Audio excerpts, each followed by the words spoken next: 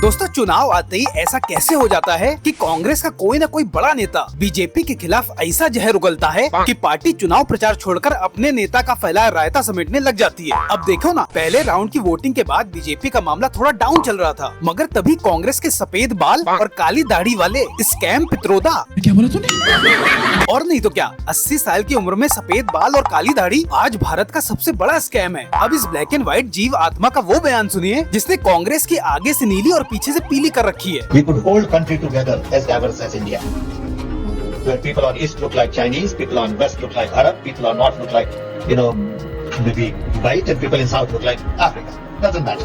अरे चिचा, ये कैसा बयान दिए हो यार? थोड़ी बहुत अक्ल है या उसे भी सफेद दाढ़ी की तरह छुपाए हुए हो? इनके हिसाब से साउथ के लोग अफ्रीकन लगते हैं। तब तो पुष्पा 2 से अल्लू अर्जुन को निकाल कर साउथ अफ्रीका के कप्तान टेम्बा बबुआ को क्यों नहीं ले लेते? मैं झुकेगा नहीं। और अगर नॉर्थ इंडियंस तुम्हें चाइनीज लगते हैं तो अजीर रंजन को चाइना में चाइनीज झालर की दुकान क्यों नहीं खुलवा देते? इन सभी बयानबाजी के बाद कांग्रेस वही घिसी पिटी लाइन बोलने लग जाती है कि ये तो इनकी निजी राय है, हमारा इससे कोई लेना देना नहीं। एक बात बताओ चमन चंपुओ, ये निजी राय क्या होता है? भैया सैम पिट्रोडा की चावड़ी बाजार में कोई गुलगुले की दुकान तो है नहीं जो आप उनके बयान से पल्ला झाड़ लो। अरे भाई मेरे, कल तक वो इतने सालों से कांग्रेस कमेटी के अध्यक्ष थे, राहुल बाबा के पर्सनल सेक्रेटरी थे। कई पीढ़ियों से कांग्रेस पार्टी को अपनी सलाहों से वो बर्बाद करते आए हैं। फिर भी कांग्रेस के इन सीनियर नेताओं के ऊट पटांग बयान के बाद निजी बयान का झुंझुना आप लोग बजा देते हैं। इन सभी लोगों को देखकर तो बस यही ख्याल आता है कि ये लोग बीजेपी के स्टार प्रचारक हैं, जो अगर 2-3 दिन बयान ना दे तो मोदी जी खुद ही इन्हें फोन करके ये पूछ लेते हैं कि मित्रों सब चंगा सी।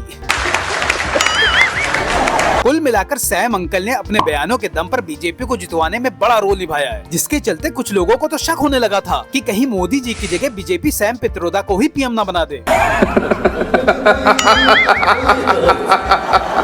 शायद से इन सभी चिलगूजों के बिजली के बिल भी बीजेपी ही भरती है, और अगर इनमें से कोई बीमार पड़ जाए तो खुद अमित काका इन्हें स्कूटर पर अस्पताल ले जाते हैं। अमित काका!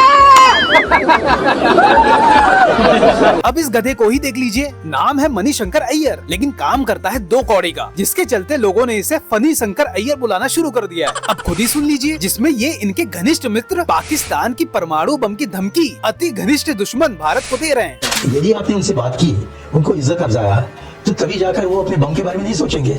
लेकिन आपको उनको ठुकरा दिया और बच्चे जैसे कुट्टी कहते रहे, तो कोई पागल वहाँ आ जाए, वो बम निकाल ले, और फिर क्या होगा? वाह चीचा वाह, अब इसके जवाब में मैं क्या ही बोलूं, इसके लिए तो हमारे बाबा ही काफी हैं। मणिशंकर अय्यर, उन्होंने कहा कि पाकिस्तान की इज्जत करो क्योंकि उसके पास एटम बम है। तो हमारे एटम बम क्या फ्रिज में रखने के लिए क्या?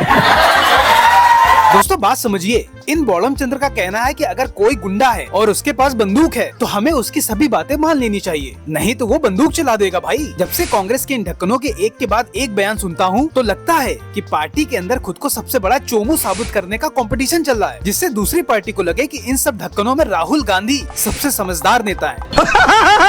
इनके नेताओं की बिना सिर पैर वाले बयानों की इतनी क्लिप्स हैं जिसे लेकर जियो सिनेमा वाले 12 सीजन की वेब सीरीज बना सकते हैं। और तो और ये वही मणिशंकर अय्यर हैं जिन्होंने 2014 इलेक्शन के पहले मोदी के लिए ये कहा था कि वो तो इस जन्म में कभी पीएम नहीं बन सकते। हाँ, चाहे तो हमारी ऑफिस के बाहर चाय का ठेला जरूर लगा सकते हैं। मैं आपको वायदा करता हूँ कि इस 21वीं सदी में नरेंद्र मोदी कभी भी देश के प्रधानमंत्री नहीं बनेंगे, क्योंकि यहाँ आकर चाय का वितरण करना चाहते हैं तो हम उनके लिए कुछ जगह बना। बस उनके इन्हीं बयानों के चलते बीजेपी भारी बहुमत से जीती और नरेंद्र मोदी पीएम बने। और फिर 2017 में बीजेपी के स्टार प्रचारक फनी शंकर अय्यर ने मोर्चा संभाला और अपने अजीबोगरीब बयान के चलते बीजेपी की नीचे जाते हुए ग्राफ को संभाला, जिसके चलते बीजेपी पुराने सभी रिकॉर्ड को ध्वस्त करते हुए प्रचंड बहुमत से जीत गई। फनी शंकर का क्या था वो बयान, खुद ही सुन लीजिए। ये आदमी बहुत नीच किस्म का आदमी है, इसमें कोई सभ्यता नहीं है। मजे की बात तो ये है कि यही अय्यर साहब एक बार फिर इस चुनाव में एक्टिव हो गए, जहां इस बार भी ये बागड़ बिल्ला पाकिस्तान में जाकर भारत को धमका रहा था। वही दिग्विजय सिंह का नाम अगर इस वीडियो में नहीं लिया तो माता रानी हमें कभी माफ नहीं करेंगी। पहले हम लोग अगर विश्वास पैदा करना है कश्मीर में,